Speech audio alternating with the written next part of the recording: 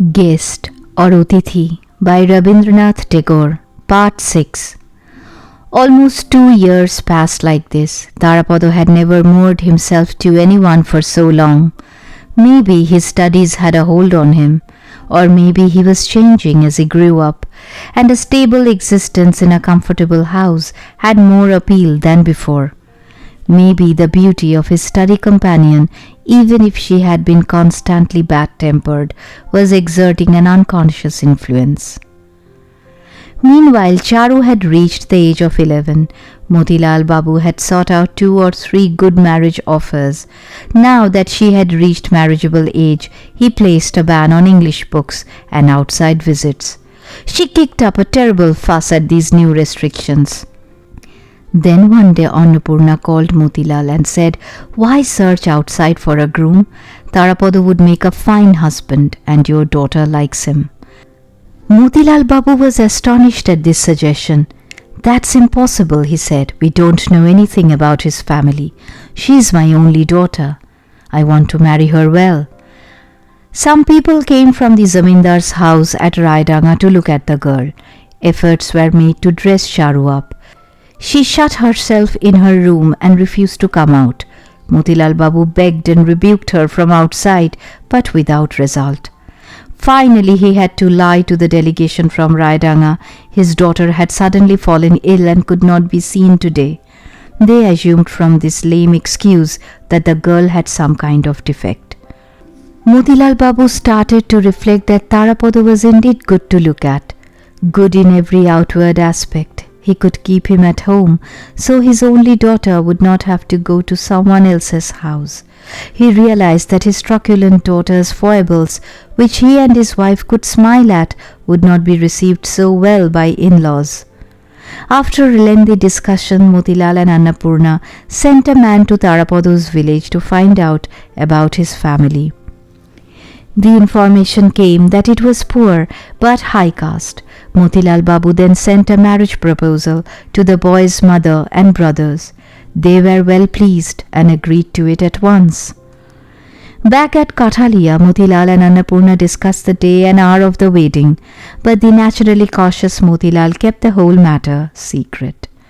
Charu, though, could not be restricted. She sometimes burst into Tarapada's room like a cavalry charge, disturbing his studies with crossness, eagerness, or scorn. Sometimes, detached and independent though he was, he felt a strange stirring in his heart at this, a sort of electrical impulse. Till now he had floated lightly and serenely without impediment on time's stream. Sometimes now he was snared by strange distracting daydreams. He would leave his studies and go into Motilal Babu's library and flick through the pages of the illustrated books. The imaginary world which he mixed with these pictures was much changed, much more highly colored than before. He could not laugh at Charu's strange behavior quite as he had done in the past. When she was bad, he never thought of beating her now. This deep change, this powerful feeling of attraction was like a new dream. Motilal Babu fixed the wedding for the month of Shravan and sent word to Tarapada's mother and brothers, but he did not inform Tarapada himself.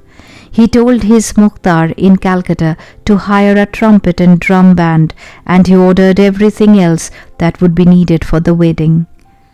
Meanwhile, at Kurulkata, on the Nag family estate, a famous chariot festival was due to be held. One moonlit evening, Tarapada went to the ghat and saw, on the swift flood tide, boats with merry-go-rounds and yatra troops and cargo boats rapidly making for the fair. An orchestra from Calcutta was practicing loudly as it passed. The Jatra troupe was singing to violin accompaniment, shouting out the beats. Boatmen from lands to the west split the sky with cymbals and thudding drums. Such excitement! Then clouds from the east covered the moon with their huge black sails. An east wind blew sharply. Cloud after cloud rolled by. The river gushed and swelled. Darkness thickened in the swaying riverside trees. Frogs croaked, crickets rasped like wood saws. To Tarapada, the whole world seemed like a chariot festival. Wheels turning, flags flying, earth trembling, clouds swirling, wind rushing, river flowing, boats sailing, songs rising. There were rumbles of thunder and slashes of lightning in the sky. The smell of the torrential rain approached from the dark distance. But Katalia village next to the river ignored all this. She shut her doors, turned out her lamps, and went to sleep. The following morning, Tarapado's mother and brothers arrived at Katalia, and that same morning 3 large boats from Calcutta, laden with things for the wedding, moored at the Zamindar's ghat. And very early that same morning, Shonamuni brought some mango juice preserved in paper and some pickle wrapped in a leaf, and timidly stood outside Tarapado's room. But Tarapada was not to be seen. In a cloudy monsoon night, before love and emotional ties could encircle him completely, this Brahmin boy, thief of all hearts in the village, had returned to the unconstraining, unemotional arms of his Mother Earth.